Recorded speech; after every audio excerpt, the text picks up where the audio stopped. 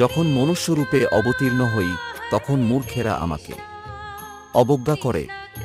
তারা আমার পরম ভাব সম্বন্ধে অবগত নয় এবং তারা আমাকে সর্বভূতের মহেশ্বর বলে জানে না। মূর্খ ব্যক্তি ভগবান শ্রীকৃষ্ণকে তার মতো একজন সাধারণ মানুষ বলে মনে করে থাকে। পূর্বজন্মের পুণ্যকর্মের ফলস্বরূপ এ জন্মে সেই ব্যক্তি অর্থাৎ দেব গবেষণাকারী পণ্ডিত অসাধারণ পাণ্ডিত্য লাভ করতে পারেন, কিন্তু ভগবান শ্রীকৃষ্ণ সম্বন্ধে তার ধারণা স্বল্প জ্ঞানের পরিচায়ক। এজন্য ভগবান কৃষ্ণ তাকে মূঢ় বলে অভিহিত করেছেন, কারণ মূর্খরাই কেবল শ্রীকৃষ্ণকে একজন সাধারণ মানুষ বলে মনে করে থাকে। তারা একটা জানে না যে শ্রীকৃষ্ণের শরীর পূর্ণ জ্ঞান ও আনন্দের প্রতীক।